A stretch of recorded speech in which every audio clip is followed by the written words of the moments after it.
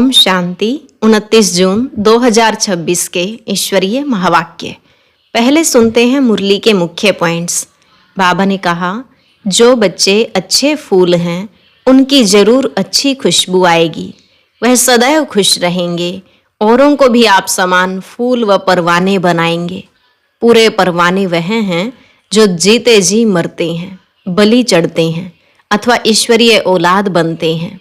बाबा ने कहा, मैं एक ही बार आकर तुम्हें मत देता हूँ, जिसका रिजल्ट 21 जन्म चलता है, तो श्रीमत पर चलना चाहिए ना, नहीं तो माया पछाड़ती रहेगी और अंत समय त्राही त्राही करना पड़ेगा।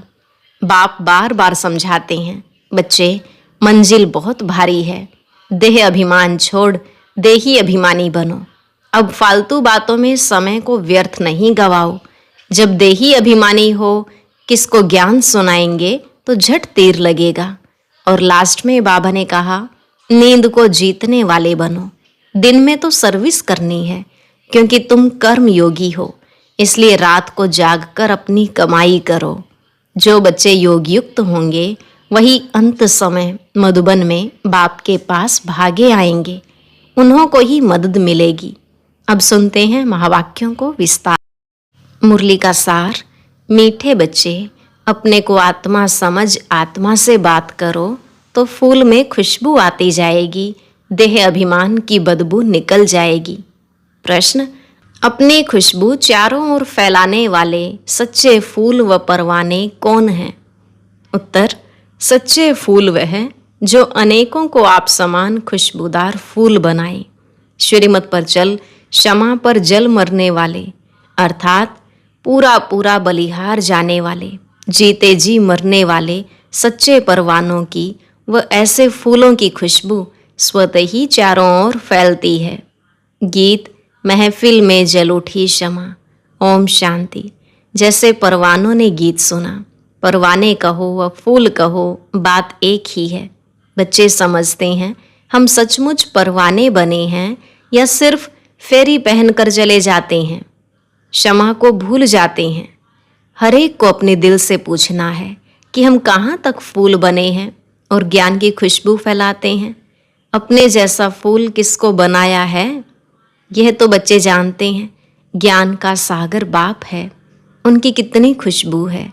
जो अच्छे फूल व परवाने हैं उनकी जरूर अच्छी खुशबू आएगी, वह सदैव खुश रहेंगे, औरों को भी आप समान फूल व परवाने बनाएंगे। फूल नहीं तो कली बनाएंगे। पूरे परवाने वह हैं जो जीते जी मरते हैं, बलि चढ़ते हैं अथवा ईश्वरीय औलाद बनते हैं। कोई साहूकार किसी गरीब के बच्चे को गोद में लेते हैं तो बच्चों को उस साहूकार की गोद में आने से फिर वही माँ बाप याद आते रहते हैं और गरीब की याद भूल जाएगी। जानते हैं कि हमारे माँ बाप गरीब हैं, परंतु याद साहूकार माँ बाप को करेंगे जिससे धन मिलता है।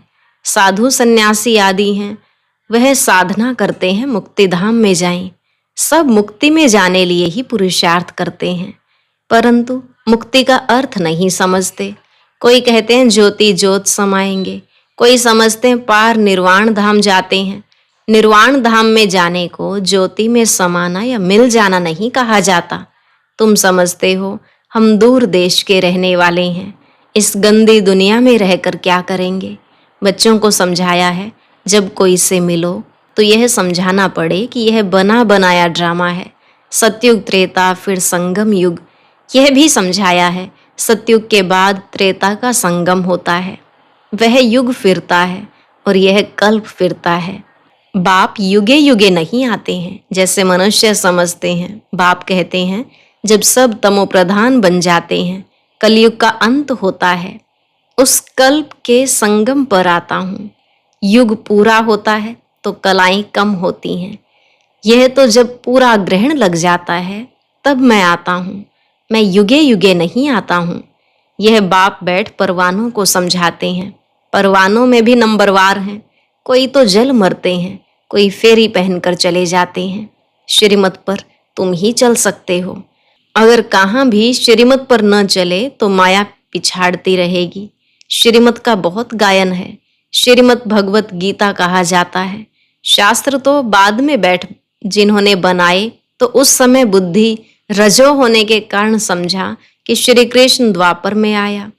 मैं आता ही तब हूँ जब आदि सनातन देवी देवता धर्म प्रायलोप हो जाता है, बाकी सब धर्म रहते हैं। ऐसे नहीं कि वह देवता धर्म वाले मनुष्य गुम हो जाते हैं, परंतु यह भूल जाते हैं कि हम देवी देवता धर्म के थे, अपना हिंदू धर्म कह देते हैं। यह भी ड्रामा में नोंद है। जब भूलें तब तो फिर मैं आकर देवी देवता धर्म की स्थापना करूं। यह एक ही बाप है जो आकर दुख धाम से सुख धाम का मालिक बनाते हैं। तुम कहेंगे अभी हम नर्क के मालिक हैं।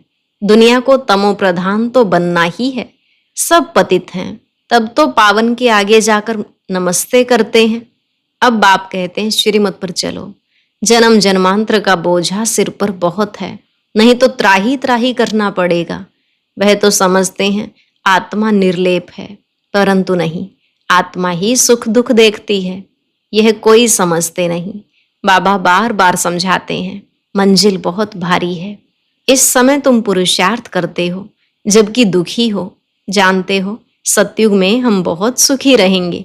वहां यह पता नहीं रहेगा कि हमको फिर दुख धाम में जाना है। हम सुख में कैसे आए हैं, कितने जन्म लेंगे, कुछ भी नहीं जानते। अभी तुम जानते हो तो ऊंच कौन ठहरे। तुम ईश्वर की औलाद होने के कारण जैसे ईश्वर नॉलेजफुल है, ऐसे तुम भी नॉलेजफुल ठहरे। अभी तुम ईश्वरीय औलाद हो, परंतु नंबरवार। कोई तो बड़े मस्त हैं, समझते हैं हम बाबा की मत पर चलते रहते हैं। जितना मत पर चलेंगे उतना श्रेष्ठ बनेंगे। बाप सम्मुख बैठ बच्चों को समझाते हैं, बच्चे देह अभिमान छोड़ दो, देही अभिमानी बनो, निरंतर याद करो बाप तो सदैव है ही सुखदाता। ऐसे नहीं कि दुख भी बाप ही देते हैं। बाप कभी बच्चों को दुख नहीं देंगे। बच्चे अपनी उल्टी चलन से दुख पाते हैं, बाप दुख नहीं दे सकते। कहते हैं हे भगवान बच्चा दो तो कुल वृद्धि को पाएगा। बच्चे को बहुत प्यार करते हैं, बाकी दुख अपने कर्मों का ही पाते हैं। अब बाप तुम बच्चों को बहुत सुखी बनाते हैं। कहते हैं श्रीमत पर चलो, आसुरी मत पर चलने से तुम दुख पाते हो। बच्चे बाप अथवा टीचर अथवा बड़ों की आज्ञा न मानने से दुखी होते हैं, दुखदाई खुद बनते हैं, माया के बन पड़ते हैं। ईश्वर की मत अभी तुमको मिलती है। ईश्वरीय मत की रिजल्ट 21 जन्म चलती है, फिर आधा कल्प माया की मत पर चलते हैं। ईश्वर एक ही बार आकर मत देते हैं, माया तो आधा कल्प से मत देती ही रहती है। बाप एक ही बार मत देते हैं, माया की मत पर चलते 100% दुर्भाग्यशाली बन पड़ते हैं। जो अच्छे अच्छे फूल हैं वह उसी खुशी में सदैव मस्त रहेंगे। नंबरवार है ना, परवाने कोई तो बाप के बन श्रीमत पर चल पड़ते हैं। गरीब ही अपना पोता मेल लिखते हैं। साहूकारों को डर लगता है कि यहाँ हमारे पैसे ले ना लेवें। साहूकारों के लिए बड़ा मुश्किल है। बाप कहते हैं मैं गरीब निवाज हूँ। दान भी हमेशा गरीबों को ही दिया जाता है। सुदामा की बात है ना, चावल चपटी ले उनको महल दे दिए। तुम हो गरीब, समझो कोई के पास 25-50 रुपये हैं, उनमें से 20-25 पैसे देता है। साहूकार 50,000 दे तो भी इक्वल हो जाता है। इसलिए गरीब निवाज नाम गाया हुआ है। साहूकार लोग भी कहते हैं हमको फुर्सत नहीं मिलती, क्योंकि पूरा निश्चय नहीं है। तुम हो गरीब, गरीबों को धन मिलने से खुशी होती है। बाबा ने समझाया है यहाँ के गरीब वहां साहूकार बन जाते हैं और यहाँ के साहूकार वहां गरीब बन जाते हैं। कई कहते हैं हम यज्ञ का ख्याल रखें व कुटुंब का ख्याल रखें। बाबा कहते हैं तुम अपने कुटुंब की बहुत अच्छी संभाल करो। अच्छा है जो तुम इस समय गरीब हो। साहूकार होते तो बाप से पूरा वर्षा ले नहीं सकते। सन्यासी ऐसे नहीं कहेंगे, वह तो पैसे लेकर अपनी जागीर बनाते हैं। शिव बाबा थोड़े ही बनाएंगे। यह मकान आदि सब तुम बच्चों ने अपने लिए बनाए हैं। यह किसकी जागीर नहीं, यह तो टेम्परेरी है, क्योंकि अंत समय बच्चों को यहाँ आकर रहना है। हमारा यादगार भी यहाँ है, तो पिछाड़ी में यहाँ आकर विश्राम लेंगे। बाप के पास भागेंगे वह जो योग युक्त होंगे, उन्हों को मदद भी मिलेगी। बाप की बहुत मदद मिलती है। तुमको यहाँ बैठ विनाश देखना है। जैसे शुरू में बाबा ने तुम बच्चों को बहलाया है, फिर पिछाड़ी में बहलाने शुरू करेंगे। बहुत प्यार करेंगे, जैसे वैकुंठ में बैठे हैं, बहुत नजदीक होते जाएंगे।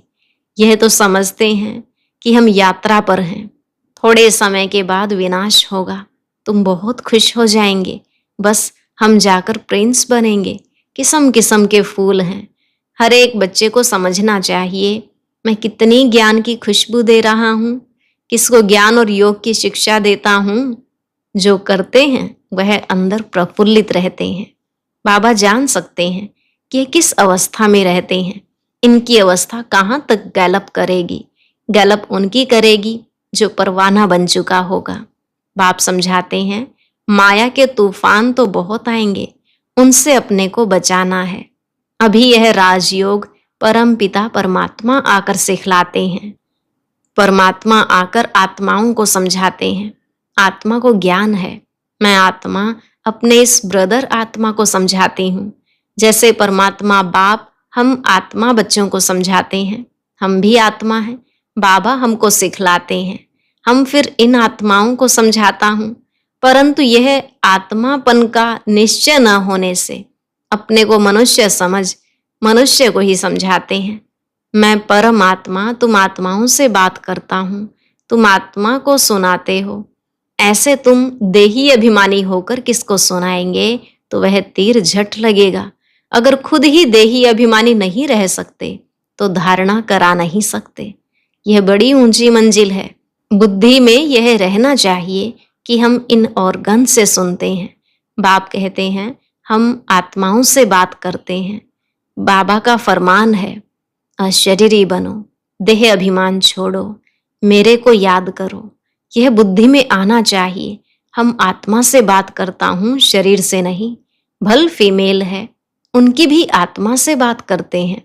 तुम बच्चे समझते हो हम बाबा के तो बन गए, परंतु नहीं, इसमें बड़ी सूक्ष्म बुद्धि चलती है। मैं आत्मा हूँ, मैं इनकी आत्मा को समझाता हूँ। यह हमारा भाई है, इनको रास्ता बताना है। आत्मा समझ रही है, ऐसे समझो तब आत्मा को तीर लगे। देह को देखकर सुनाते हो तो आत्मा सुनती नहीं है। पहले यह वार्निंग दो कि मैं आत्मा से बात करता हूँ। आत्मा को न तो मेल न फीमेल कहेंगे। आत्मा तो न्यारी है। मेल फीमेल शरीर से नाम पड़ता है। जैसे ब्रह्मा सरस्वती को मेल फीमेल कहेंगे, शिव बाबा को न मेल न फीमेल कहेंगे। तो बाप आत्माओं को समझाते हैं बड़ी मंजिल है, पॉइंट बड़ी कड़ी है। आत्मा को इंजेक्शन लगाना है, तब देह अभिमान टूटता है। नहीं तो खुशबू नहीं आएगी, ताकत नहीं रहेगी। बात बहुत छोटी है, हम आत्मा से बात कर रहे हैं। बाप कहते हैं तुमको वापस जाना है, इसलिए देही अभिमानी बनो, मन मना भव। फिर ऑटोमेटिकली मध्य जी भव आ जाता है। अभी बड़ी सूक्ष्म बुद्धि मिलती है। सवेरे में बैठ विचार सागर मंथन करना है। दिन में तो सर्विस करनी है, क्योंकि कर्म योगी हैं। लिखा भी हुआ है नींद को जीतने वाले बनो, रात को जागकर कमाई करो। दिन में तो माया का बड़ा बखेरा है। अमृत वेले वायुमंडल अच्छा है। बाबा को यह तो लिखते नहीं कि फलाने टाइम पर उठकर विचार सागर मंथन करते हैं। बड़ी मेहनत है। विश्व के तुम मालिक बनते हो, यहाँ तो हद के मालिक हो। पानी की हद पर भी कितना झगड़ा चलता रहता है, दुश्मनी लगी पड़ी है। आपस में एक दो को ब्रदर्स समझते नहीं, सिर्फ ऐसे ही कह देते हैं कि हम सब एक हैं। एक तो हो ना सके, अनेक आत्माएं हैं, सबका अपना अपना पार्ट है। तुम यहाँ बैठे हो, कल्प पहले भी बैठे होंगे। पत्ता हिला ड्रामानुसार, ऐसे नहीं पत्ते पत्ते को परमात्मा हिलाते हैं। ऐसी ऐसी बातें समझकर फिर समझाओ। हर एक समझ सकते हैं कि हम परवाना बने हैं। हम बाबा की मत पर चलते रहते हैं, फालतू बातें तो नहीं करते हैं। कहाँ अपना पैसा पाप की तरफ तो नहीं लगा रहे हैं। अच्छा, मीठे मीठे सिकिलधे बच्चों प्रति माता पिता बाप दादा का याद प्यार और गुड मॉर्निंग। रूहानी बाप की रूहानी बच्चों को नमस्ते। रूहानी बच्चों की रूहानी बाप दादा को नमस्ते नमस्ते, गुड मॉर्निंग, शुक्रिया बाबा, शुक्रिया। धारणा के लिए मुख्य सार। पहला पॉइंट, स्वयं को आत्मा समझ आत्मा से बात करनी है। देही अभिमानी बनकर सुनने सुनाने से धारणा अच्छी होगी। दूसरा, नींद को जीतने वाला बनना है। रात को जागकर कमाई करनी है। विचार सागर मंथन करना है। किसी भी फालतू बातों में अपना समय नहीं गंवाना है। वरदान, तपस्या द्वारा अपने विकर्मों व तमोगुण के संस्कारों को भस्म करने वाले तपस्वी मूर्त भव। तपस्या द्वारा अपने विकर्मों व तमोगुण के संस्कारों को भस्म करने वाले तपस्वी मूर्त भव। बाबा ने कहा, जैसे अभी ईश्वरीय पालना का कर्तव्य चल रहा है, ऐसे लास्ट में तपस्या द्वारा अपने विकर्मों और हर आत्मा के तमोगुणी संस्कार व प्रकृति के तमोगुण को भस्म करने का कर्तव्य चलना है। इसके लिए सदा एकरस स्थिति के आसन पर स्थित हो अपने तपस्वी रूप को प्रत्यक्ष करो। आपकी हर कर्मेंद्रिय से देह अभिमान का त्याग और आत्म अभिमानी बनने की तपस्या प्रत्यक्ष रूप में दिखाई दे। स्लोगन, संस्कारों की टक्कर से बचने के लिए बालक और मालिकपन का बैलेंस रखो। संस्कारों की टक्कर से बचने के लिए बालक और मालिकपन का बैलेंस रखो। अव्यक्त इशारे, सदा हर्षित रहने के लिए अपनी नेचर को सरल बनाओ, सहनशील बनो। बाप को भोलानाथ कहते हैं, लेकिन ऐसा भोला नहीं है जो सामना न कर सके। भोलानाथ के साथ साथ ऑलमाइटी अथॉरिटी भी है। आप भी अपने शक्ति स्वरूप को भूल सिर्फ भोले नहीं बनना, नहीं तो माया का गोला लग जाएगा। ऐसा शक्ति स्वरूप बनो जो माया सामना करने से पहले ही नमस्कार कर ले। बहुत सावधान, खबरदार, होशियार रहना। आज का अव्यक्त ज्ञान मोती सुनने के लिए ऊपर दिए गए बॉक्स पर क्लिक करें। अगर बॉक्स दिखाई नहीं दे रहा है तो ऊपर जो कॉर्नर में शो लिखा हुआ है उस पर क्लिक करें।